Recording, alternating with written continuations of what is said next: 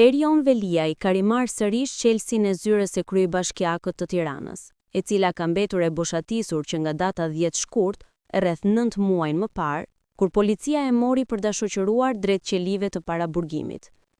Edhe pse përballet me 13 akuza nga SPAK, Veliaj shënon fitoren e parë në një sallë gjyqi pas një serie disfatash me drejtësinë.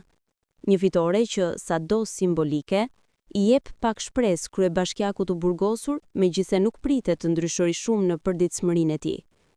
Vendimi u mor me shumicë votash, 5-3, nga anëtarët e gjykatës kushtetuese, e cila jo vetëm e riktheu në detyrë duke rrëzuar firmën e Edi Ramës për shkarkimin, por anuloi edhe dekretin e presidentit Bajram Begaj, që kishte caktuar datën e zgjedhjeve të parakohshme në Tiranë, ndonse procesi ishte ende pezull. Në arsyetimin e saj, gjykata theksoi se ka juridiksion të plot për të shqyrtuar vendime të tilla, duke u mbështetur në nenin 115 të kushtetutës, i cili i jep këtij institucioni kompetencën për të mbrojtur autonominë vendore dhe të drejtën e qytetarëve për të zgjedhur dhe për t'u zgjedhur. Shkarkimi i një kryetari bashkie është një koncept kushtetues dhe kontrolli i tij i takon vetëm gjykatës kushtetuese. Ajo që kushtetuta nuk e ka thënë, nuk mund ta thot ligji, thekson vendimi. Në këtë mënyrë, gjykata i dha fund debatit mbi kompetencat e institucioneve në raste të tilla, duke e përjashtuar mundësinë që qeveria apo ndonjë organ tjetër të interpretojë në mënyrë të zgjeruar nenin 115 të kushtetutës. Sipas vendimit, Këshilli Bashkiak dhe më pas Këshilli i Ministrave nuk i kanë garantuar Veliajt të drejtën për t'u dëgjuar dhe për t'u mbrojtur, siç kërkohet nga parimi i procesit të rregullt ligjor.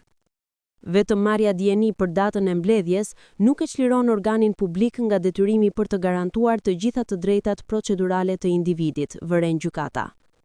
Trupa gjykuese theksoi se mungesa e njoftimit dhe e mundësisë për të dhënë shpjegime e bën të pavlefshëm gjithë procesin, duke konstatuar se Veliajt i është cënuar e drejta për një proces të rregullt. Gjykata kushtetuese arriti në përfundimin se Këshilli i Ministrave nuk e kishte arsyetuar vendimin e shkarkimit si shkelje të rëndë të kushtetutës ose të ligjeve, që është kushti i vetëm për ta larguar një kryebashkiak nga detyra. Në arsyetim, thuhet se interesi publik nuk mund të përdoret si justifikim për të cënuar garancitë kushtetuese të një organi të zgjedhur drejt për drejt nga qytetarët. Pasi shpalli të pavlefshëm shkarkimin, gjykata vendosi të anulojë automatikisht edhe dekretin e presidentit Bajram Begaj, që caktonte zgjedhjet e pjesshme për kryetar bashkie në Tiranë. Sipas trupës gjykuese, ky dekret është një akt i nxjerrë për plotësimin e vakancës së krijuar nga një vendim tashmë i shfuqizuar, prandaj edhe ai bie ndesh me nenin 115 të kushtetutës.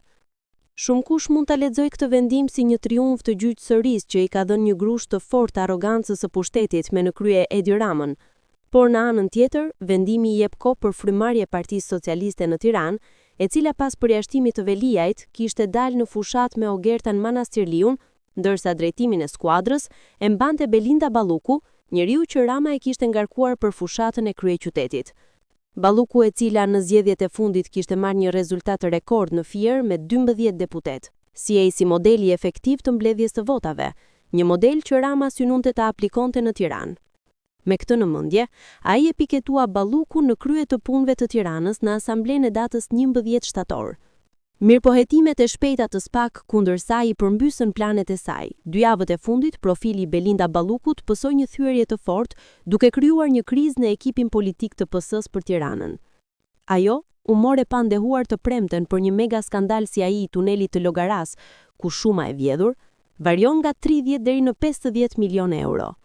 Bashkë me të, këtë të hënë, u thjerrën për t'ju komunikuar akuzat edhe disa nga njerëzit kyç të skuadrës së saj. Prandaj vendimi i sotëm i gjykatës kushtetuese mund të shërbejë Edi Ramës si një mundësi për të riekuilibruar forcat në Tiranë dhe për ta zhvendosur qendrën e peshës politike nga Balluku, me të cilën duket se raportet janë ftohur shumë ditët e fundit. Në seancën maraton prej gati 8 orësh, trupa gjykuese i dha të drejtën Veliajt të shprehej vetë në sallë, një mundësi që nuk ja kishte dhënë Këshilli Bashkiak gjatë procesit të shkarkimit. Ai e nisi fjalën me ton të përmbajtur, duke u vetë përshkruar si një burgosur politik, por më shumë se me SPAK-un, polemikat i drejtojnë ndaj Partisë Socialiste dhe më këmbësve të Ramës, të cilët sipas tij kishin zbatuar 2 standarde. Velia i akuzoi se kishte ndëshkuar në mënyrë selektive duke u shkarkuar nga detyra, ndërkohë që kryetari i Bashkisë së Tropojës, i cili nuk paraqitej në detyrë për 11 muajsh, nuk ishte prekur fare. Pra po ta dëgjoje gjatë replikës, konkluzioni ishte i qartë. Si burgun, edhe shkarkimin e kam nga Rama. Megjithatë, edhe pse akuzat ishin e qarta në përmbajtje, Veliaj nuk e përmendi kryeministrin me emër. Jam këtu të ju dejtohem me gjithë respektin që meriton detyra juaj e lartë dhe të ju kërkoj një gjë të vetme. Të mbrojmë së bashku demokracinë që po vihet në sprov, u shpreh ai duke e paraqitur veten si viktimë të etjes për karrierë, protagonizmit politik dhe kulisave të pushtetit, duke pretenduar se po sakrifikoheshej për llogari të momentit, për rehati politike apo për urdhra të përkohshëm që bien ndesh me ligjin. Akuzat i do nënkuptuar i drejtoheshin Qartazir Ramës, njeriut që Veliaj konsideron autor të manovrave që e rrëzuan. Veliaj nuk i kurseu as bashkëpunëtorët e tij të dikurshëm në Këshillin Bashkiak që kishin votuar për shkarkimin e tij. Nuk kishin si të më fyenin më rënd.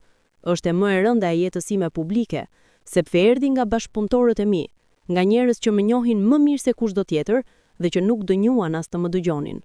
Zoti i fal, lutem çdo natë për ta.